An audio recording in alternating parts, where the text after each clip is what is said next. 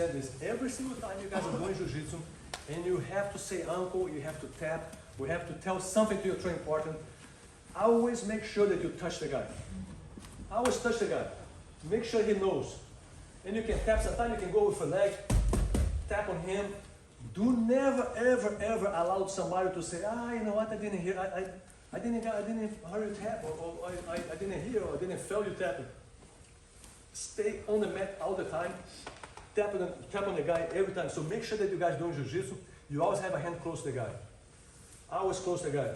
So that means somebody's gonna tap you, you see that the check makes you wanna start, don't leave your hands out. You bring your hand right away, pretty soon you tap the guy right there. If you just touch him, make sure that your hands are always close to the guy.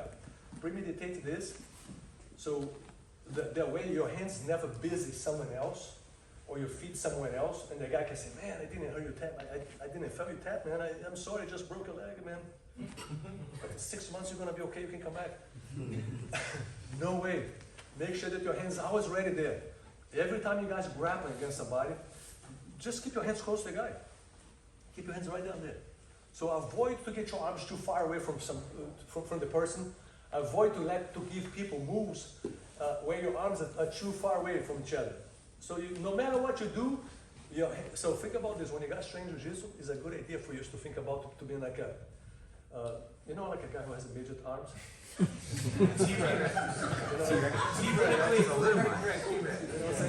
Kind of more close like this. It's a good habit. It's a good habit for us to have. Because what happens is we make ourselves like a little ball, and your elbows is always close to your hips. That way you can undo things away from your hips. You can protect things. If you have this kind of habit like this, it's a good idea because that's what I want to do. If you get in a mount position, I want to make sure my elbow's in a good spot. So if my elbow's in a good spot, look how my hand's gotta be. Gotta be here. So it's a little, and if I have to defend myself, it's always here too. Now the moment that I allowed somebody to do a perfect move against me, and my arms are out, think about this, I'm building two bad habits. Now one is gonna be tapping, is gonna be away, and the other one is my hips is completely unprotected. So I was gonna have protection for my hips. If you pull me down, I go right here. Or right here. Or right there. Because now I can use my knees and can bring myself in. The key for you guys is to use your elbow to pop it out. So remember how to protect your hips all the time. And with protection of the hips comes the submission too. You're always there. Touch the guy's head, touch him. No, of course avoid the face, but if you guys are buddy, no big deal. But somebody don't like to be touched in the face, but after jiu-jitsu, you don't care. You can smack anywhere you want, I don't care. On the head, it doesn't matter, As long as you guys are friends already on the mat. And the key is just safety. It's just learn how to be safe, pretty much. In every situation and against every single training partner. It is a safe measurement that we take just to avoid it down the road. Somebody say, yeah man, I put a move in you, I didn't see you tap, or I didn't hear you tap, or I didn't felt you tapping. That way the feel is always there. The feel. The noise can be there too, but the feel, hey, it's no question, friend. I tap, you don't let go. Because what happens down the road, you have people that sometimes they go a little bit farther. And you want to avoid that. You want to make sure that in the school, it's a super important thing for you guys to develop a respect in the school, where the guy who's going to tap, he don't need to do this. When the hand goes up, you're already letting go. The moment the hand goes up, you're already letting go. When you develop this kind of friendship, this kind of respect on the mat, when the head goes up, you're letting go, guess what? If I'm training here in the school, and I know that every time my hand goes up, you let me go, I'm going to try to be a little bit more funny now, because I trust you guys more. So I'm going to explore you just a little bit deeper. If I know that I have to tap like every time, now I don't trust you guys at all. You're trying to break my arm every single time. You're squeezing too hard. You just put in too much effort. So I have to always kind of tap like a frenetic tap. You tap on the person, the hand goes up, you let go. The hand goes up, you let go. Friendship comes first. Respect and friendship always first. And now we are ready to study jiu-jitsu. Because now I can be funny. I want to be funny, my friend. I want to come to the mat, I want to explore jiu-jitsu, but I want to trust you first. How am I going to explore jiu-jitsu if you almost break my arm every move you do? I'm going to trust you if you almost break my leg every move you do. I'm terrified now. And I don't trust you no more.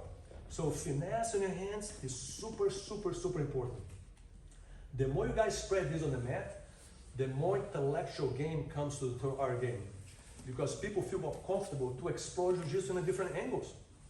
If I trust my training partner more, I'm going to explore more jiu-jitsu. If I don't trust my training partner, I tap right away because I know you're going to break it. I know, and the only thing you're going to tell me is sorry, if you might say sorry.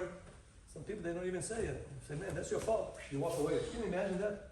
I've been in schools like this, I've seen situations like that, and I want to, it's important for us to talk about this because the difference between have 50 students and 500 students is just the way how the instructor is going to present this kind of the thing. If you let people kill each other on the mat, my friend, you're going to have 10 guys, killers. But if you develop a good finesse, good respect, you're going to have 500 people and nice people. And they can explore jiu-jitsu deeper. They can go farther on the hole. They can go really farther on the techniques. Anyway, any other mechanics? Did that help you? This help with the move there? You with the next one, you bring the next one. Just going back to what we did earlier on the bent arm lock on the Kimura from crossbody. So instead of the near arm, he goes for the forearm, just from crossbody with the elbow out. Okay. Yeah, so the elbow's out, and he's got a good mechanic. His elbow's on the hip. Okay. So sometimes you make the anchor here. Yep. And if I can stop his hand from getting under the elbow, Yep. it's hard for him. Yep. But if he gets the hand under the elbow, he goes across the body and puts his leg on my face. Keep going. Oh, Yeah, that one. Yeah, that one. Yeah, that one.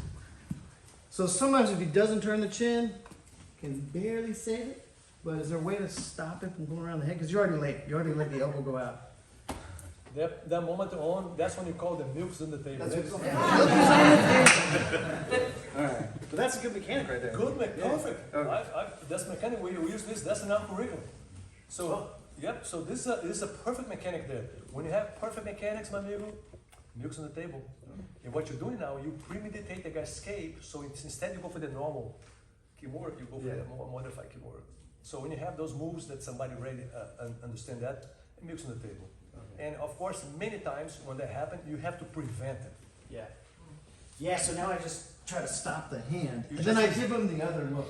Yeah, you Like just make him go the other way. right now you're just resisting. Yeah. If you were there, you're just pretty much resisting. Yeah, when you lock it, yeah. And resisting, the other dude, Can move. well, he can move and he can overcome your resistance. Yeah. You know, he can overpower your resistance. Now, when you escape, now you're undoing the move. Resistance, what you're doing, the guy say, hey, my friend, go a little bit harder because I'm harder too. Go harder and harder, harder, bam, something breaks.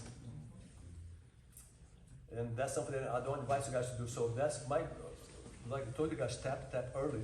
Because that move there, it's pretty tricky to get out of there. Yeah. Yeah, people been asking me how to get out of it. He's like, oh, I don't know, I'm just doing it to you. It's very tricky. Yeah, it's very tricky. It's very tricky to get out. And it doesn't mean that anytime you find yourself in a position here, so anytime you find yourself here, so I don't have this arm here, right? Yeah, arm out, yeah. But you go around, you lock, and you go. Yeah, anytime you find yourself there, one thing that can have a chance to have is here. Hold right there. Now I want to bring this up.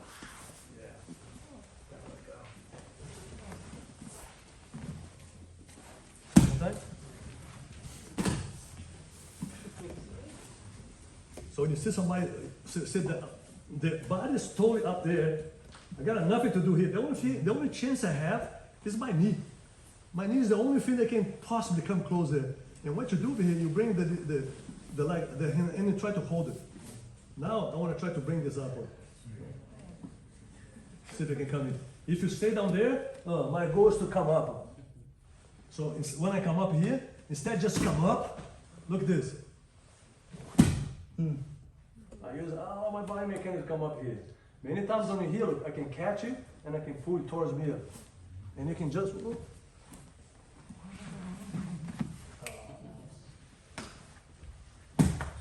So that's chances that we have, but don't put your money there. Risky bet. Risky stuff, right? But imagine if you really, if you have a training partner that's not cranking like crazy, but letting you work, that's a hope. So if somebody isolates your land far away, bring them like there. And then somebody, you just bring them like there. Now, boom, and boom. Try to grab the guy. This is a little bit more tricky, but it's a doable move. Every move is doable. I always depend on the occasion. And I always depend what color belt of the guy on top. Right? The guy's a black belt, man. He already got a skill, a little past your guard, he got a lot more stuff here. Sometimes the guy is a blue belt, purple belt, you might have a chance to do something else. So it's important for you guys to explore that. As long as you're not cranking. Don't try to explore moves when people are cranking. When people are cranking, right away, yes, be a dog alive, don't be a lion dead. Just take your time, tap first, and after that, hey buddy, can you please do it again?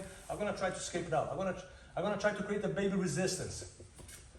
Baby resistance. I wanna try to resist. I'm gonna try to create a baby resistance, just to see if you can change your game, just to see if I can create a little distraction.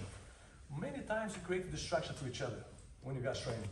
And if I can get your attention just for 1 second to go back there, if I give this one, I might be able to escape there. So sometimes a little divert attention is what we need. Is a little trick, a little thing to divert attention. Give me a chance to breathe. One more breath, I'm okay. That's the thing we always learn in Jiu-Jitsu. One more breath, I'm still okay. If I can still breathing, and my limbs belong to me, I can still be okay. If breathing can become really hard and I'm now stuck, hey, I'm ready to tap. I'm ready to quit any second here. Make us a habit. Habit for us should be the recognized moves when they start. And if you want to resist or counterattack, it has to be from the beginning to the middle. Avoid the middle to the end. The middle to the end smells like a dead body. Every time you go to the middle to the end, it's too risky.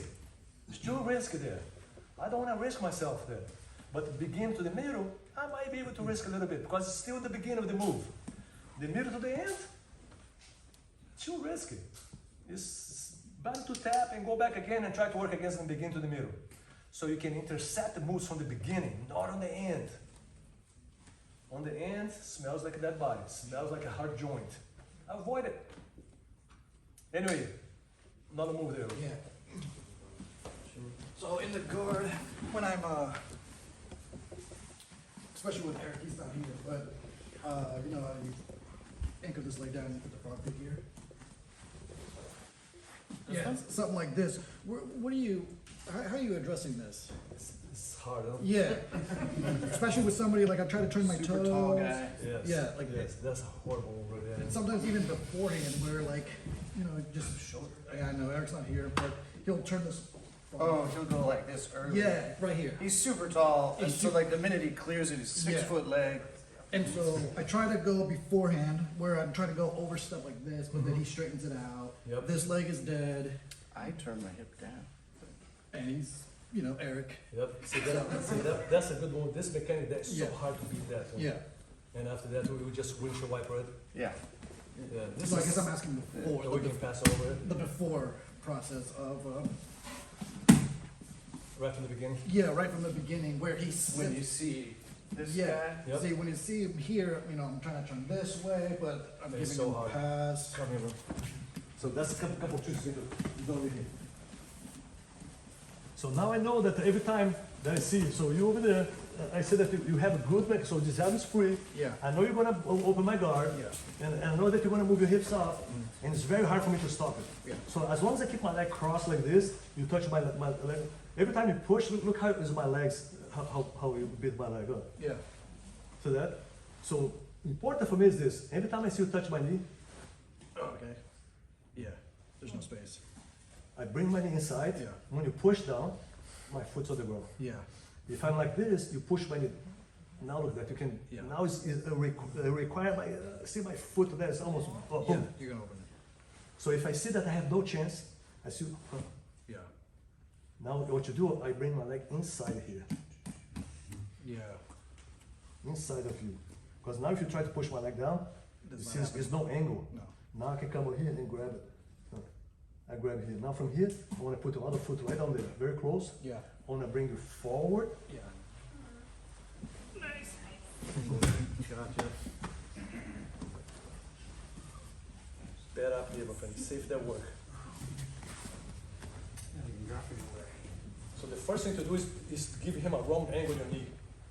This one. Yeah, now put your foot on the ground. And put your knee facing this way and your foot a little bit more forward. And right there. Now when you try to push, now go ahead and go right to close to his foot. Yep. Now you open up the foot and whoop, bring your leg up, and there you go. Got it. So you try to kill this move here. Yeah. So you see how the legs, when the leg's like this, you Yeah. see this to push down. Yeah. So if I know that you push my leg down, what I do here, just, now when you try to push my leg down, I just give you a different angle. And if you do, boom, catch this leg here. It's everything in Jiu-Jitsu is bait, and we cannot believe in no black belts in Jiu-Jitsu. Yeah. Everything is bait. And everything is an occasion, everything is timing. Every move can be incredible if it's in the right time. Or every move can be horrible if you miss 1 second. So the key for us is not to speed up, is not to fight hard. The key for us is to understand how to be in the same rhythm of each other. Same rhythm. The same rhythm, you guys can go forever. When you have one guy fast, the other guy slow, that's when the hurts, the pain starts. The other thing I want to tell you guys, don't ever be someone on the mat that says sorry. Oh man, oh I'm sorry man, oh I'm sorry, oh I didn't hit you, sorry. Don't be the one like that. Don't be the one that, we don't need to ever say sorry. So what you do, everything that you do is very, very smooth. Like this, you can still catch the guy's elbow, push, but you're not, remember the noise I talked about you guys? You don't want to see the noise. You want to see the smoothness. Because the smoothness is deceive. The noise is easy. When somebody put energy, you put energy back. When somebody is very soft, and you get soft too, now we got chance. So you should always match up energy. Always match up. And when you have to be a little bit above, just like this, don't ever try to be that much above. That little room you leave over here, this guy got a lot of room for improvement. When it's just over, he needs to go back again, and he might go too really far. Now you can catch him. So the key for you guys, for us, is to stay very close to each other, and if you want to be above somebody, be very slight above. Not too far away to give space, to get too much lead, or to make somebody frustrated and the guy go a little bit harder now. You have to go very smooth. Everything has to be very slowly and catch, methodical. You have to understand how to control skeleton. Think about the skeleton. How the skeleton moves. What the skeleton needs to move. This move right now is all about skeleton. Lay down here, son. Look, this is everything about skeleton. When you're in my guard here, across the legs. So if I'm like this, and I put my hand over there, look how the skeleton here, look, I can push a skeleton and I can open a skeleton. I can do this with my arm, or I can come here and I can do this with my body. That should be my arm. That's my body. So you feel, but it's hard to see, right? So think about this. If I put something over there and I use my hips, now I can use my hips sideways against this leg. I can use my hips back. Look at this. That's back. So that's no longer my arm. This will be my arm here. That's my arm working. That's my body working. So when you understand the skeleton, you just start to anticipate my moves. And you have to change angles. So if you know that my leg is going to go, if you see I'm like this, and you're going to push this is going to go down, I open up, your hands there, I open up, and I create an angle. When you push down, it doesn't go. But you're still committed to that, that's time for you to counterattack. It's easy to say, hard to do it. The key for us is to allow those situations, allow all those moves from happening in our knowledge. And the best way for you to let it happen is to come to the mat and be playful.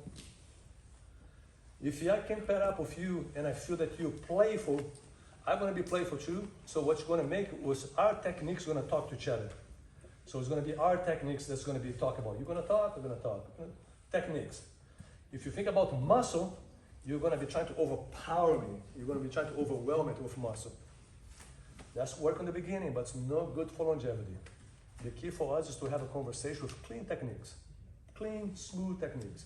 Now we both spoiled. When you get spoiled in Jiu-Jitsu, man, you never go back for the muscle.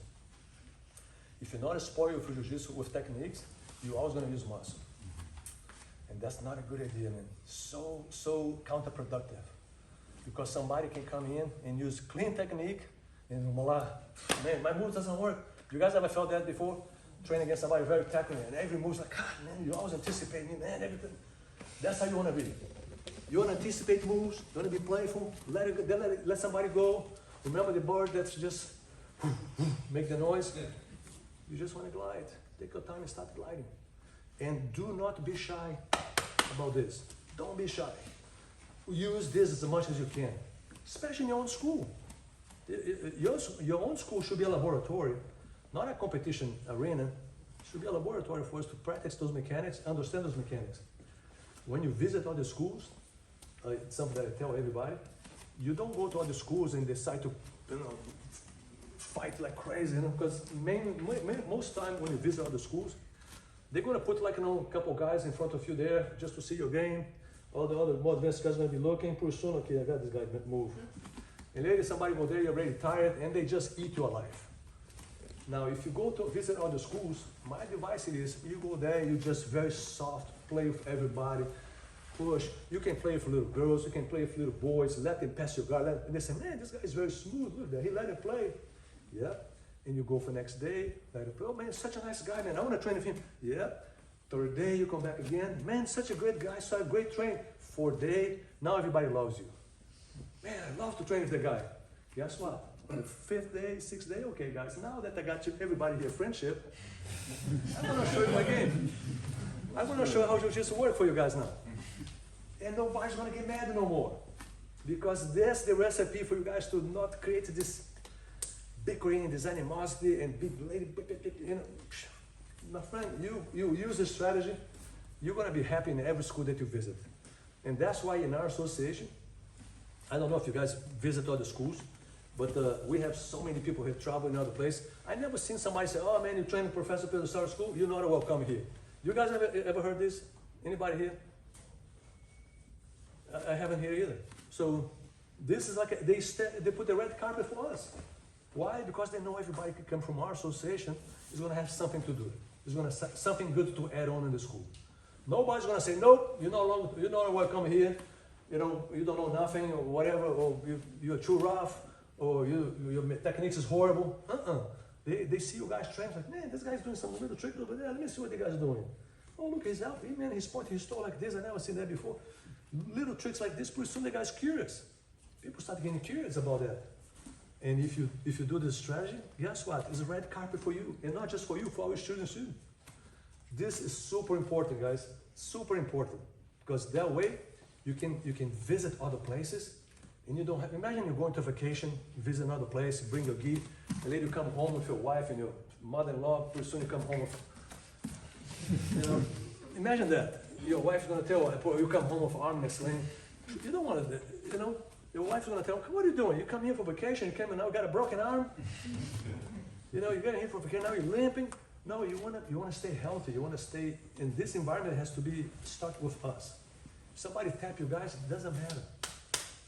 I don't require nobody here to be untappable. Ever. See, I never told you guys that you cannot tap to no one here. Never told you to not tap no one. I never told you this. So I tell the authors, use as much as you can, guys. That's the recipe for you guys to have a good longevity on the mat.